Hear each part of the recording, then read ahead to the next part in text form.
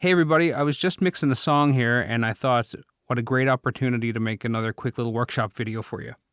This one is going to be all about manual de-essing. This is something that I see and hear pros talk about all the time, and I didn't really see it done until I went to France and did Mix with the Masters in 2015. And this is something that is done on all of your favorite songs, all the big songs on the radio, all that sort of thing. Sometimes as audio engineers or as people, we have a tendency to get a little bit lazy. I know I do, and I'm sure we all do at times. So it's really, it's really easy to grab a de-esser plugin on a vocal and use that. And look, I'm not knocking de-esser plugins. They can do some really great things. They can tame, lots of high frequency stuff really nice. You can use them sometimes on drum overheads and all sorts of stuff in order to tame a little bit of high frequency stuff.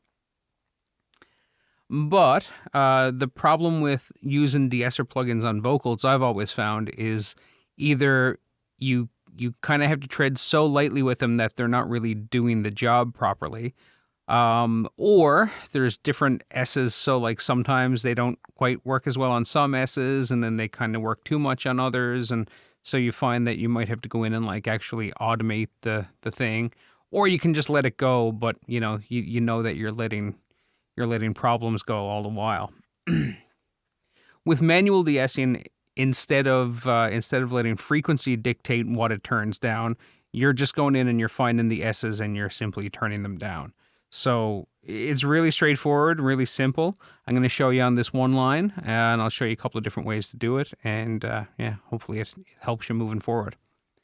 So in this line in the song, the singer says, "We were wrong, you took your shot," and listen to the S on shot. We were wrong, you took your shot.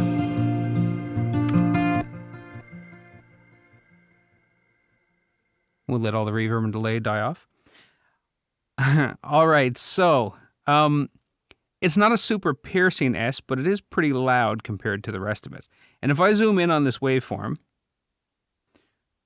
we were wrong, you took your shot. So shot starts here, and it ends right here, okay? And here's the cool thing, look, you can always tell when there's an S or a high frequency, or any kind of high frequency content. If you zoom in, you see how all the rest of these waveforms have a tendency to stretch out, and you can see all the individual, peaks and troughs in all of them.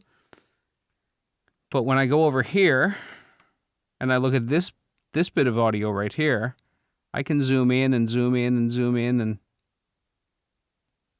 I've got to be zoomed in pretty far for it to start to spread out. But even then, you still see this very solid in the center. So that tells me that it's an S, or a TH or a CH sound. Generally, it's something that you might need to apply some de-essing on. So that's a little thing. This is an S as well, or something like that. Let's see. You took your... Took. So sometimes the T isn't sort of soft. It's more like a t, t, t, right? You get that kind of sound. So you can use this to soften anything like that. T's, C's. Sometimes you can use it to soften like different consonant sounds, like K's and things like that. Anyways, I'm going to stop talking, and I'm going to show you two ways to do this. So the first way to do it is to... I know in this program, I can come up here and grab what is known as the draw tool. And what I can do is just put a couple of points there. And then I can come in here and I can sort of do that. Now, I'm going to zoom out and we're going to listen to what happens there. You can see that this was like a much larger part, and we've turned it down. I may have overcooked it a little bit, but we'll see.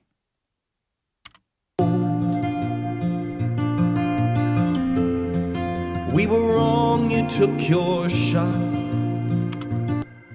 I don't know if I overcooked it at all. I think it actually sounds pretty good. So the only difference between that and what I'm going to show you in a second, actually I'll show you this one first. So if we didn't have that tool and we couldn't do that, the S would still be there. So you could also do it in the actual mixer with automation as well. So I just unfolded my track so I see volume information. This is my volume level right here. I know you all know what that is. And I can just come in here and I can do one of a couple of things. I can either just... Whoops, I'm going to turn off my grid.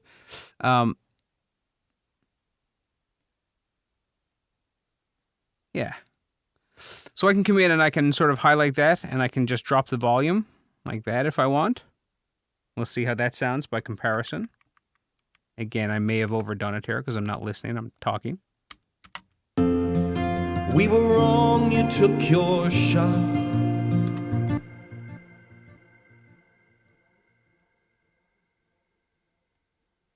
Now, I think I did hear a little bit of a volume jump there, so what I could do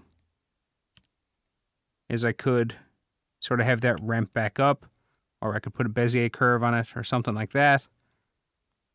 Let's try that.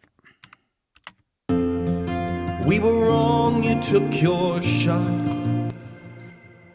I think it sounds better on the end. I think maybe we need to do the same thing over here. Something like that. Let's try this. We were wrong, you took your shot. Right, so it's also helping it a bit.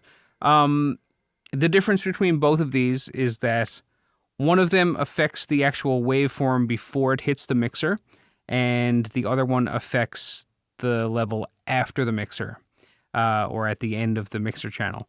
So basically what happens as you compress a vocal, usually things that are generally low in level, which can be S's, but sometimes not so much, but they're generally not louder than your loudest parts of the vocal. Like, you know, this part of the vocal doesn't have any S's in it, but it's louder than the S. So if this gets compressed, the S comes up. So as you compress vocals, you have a tendency to increase your sibilance.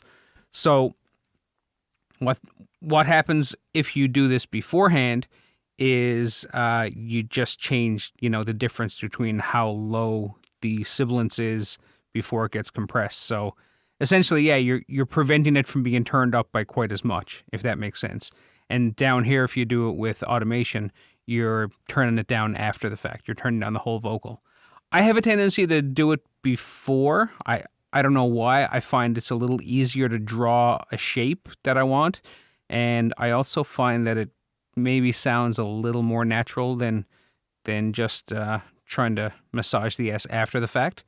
But either way, there's a lot of people that do it the other way. There's no real right or wrong. And, one of these will work for you.